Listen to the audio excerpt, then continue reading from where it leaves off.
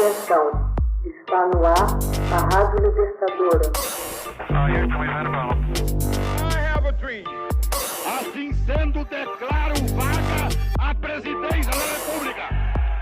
Começa agora o Hoje na História de Ópera Mundi. Hoje na História, 28 de dezembro de 1836, a Espanha reconhece a independência do México por meio do Tratado Santa Maria Calatrava.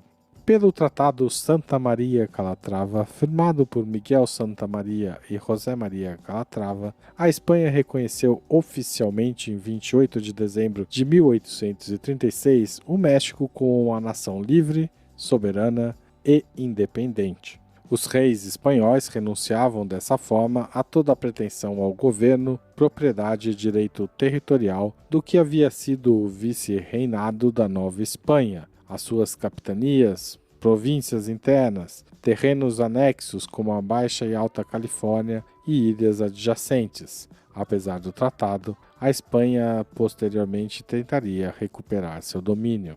Em 16 de setembro de 1810, a independência do México em relação à Espanha foi declarada pelo padre Miguel Hidalgo y Costilla, na pequena cidade de Dolores Hidalgo, Guanajuato.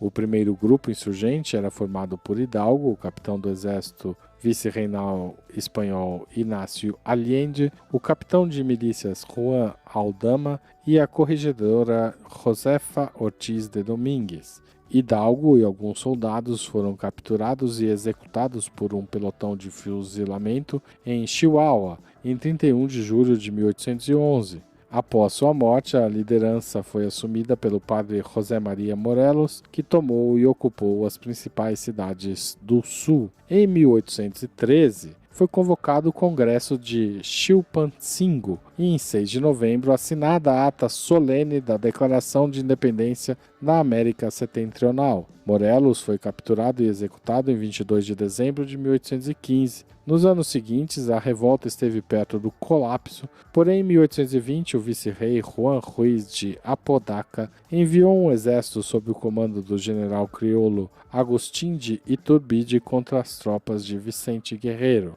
Em vez disso, Iturbide juntou forças com Guerreiro, e em 1821, os representantes da coroa espanhola e Iturbide assinaram o Tratado de Córdoba, que reconheceu a independência do México nos termos do Plano de Iguala.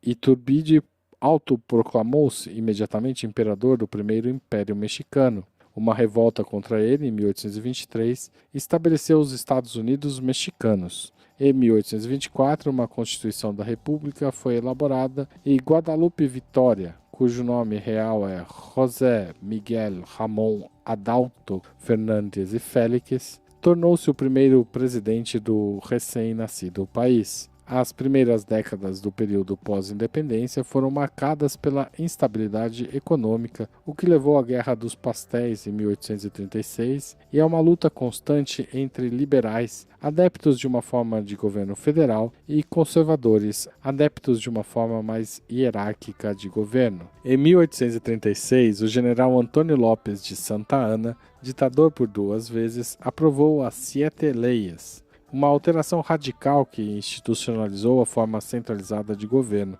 Quando ele suspendeu a Constituição de 1824, a Guerra Civil espalhou-se por todo o país e 3 novos governos declararam independência: a República do Texas, a República do Rio Grande e a República de Yucatán.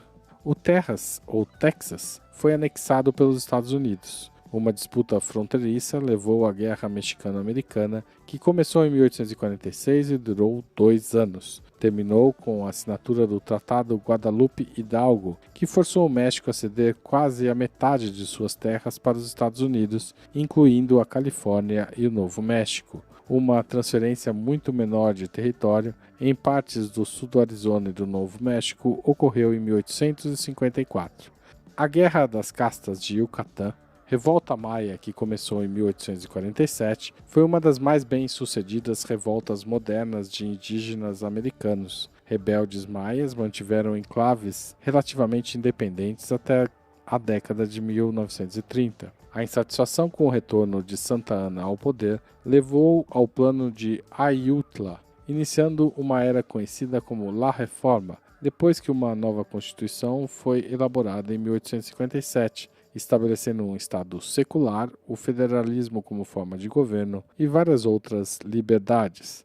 Como os conservadores se recusaram a aceitar essa Constituição, teve início a Guerra da Reforma em 1858, quando ambos os grupos tiveram seus próprios governos. A guerra terminou em 1861 com a vitória dos liberais, liderados pelo presidente ameríndio Benito Juárez. Nos anos 1860, o México sofreu uma ocupação militar da França, que criou o Segundo Império Mexicano sob o domínio do arquiduque da Casa de Habsburgos, Ferdinando Maximiliano da Áustria, com o apoio do clero católico romano e dos conservadores, que mais tarde trocariam de lado e se juntariam aos liberais. Maximiliano rendeu-se e foi julgado e executado em 19 de junho de 1867. Porfírio Dias, um general republicano durante a intervenção francesa, governou o México de 1876 a 1880 e depois de 1884 a 1911, com 5 reeleições consecutivas, período conhecido como Porfiriato, caracterizado por importantes realizações econômicas, investimentos nas artes e ciências, mas também por grande desigualdade social e forte repressão política. Hoje na História, texto original de Max Altman, locução de Haroldo Cerávulo Cereza, gravação de Michele Coelho e edição de Laila Manoeli. Você já fez uma assinatura solidária de Opera Mundi? Com 70 centavos por dia, você ajuda a imprensa independente e combativa. Acesse www.operamundi.com.br/apoio.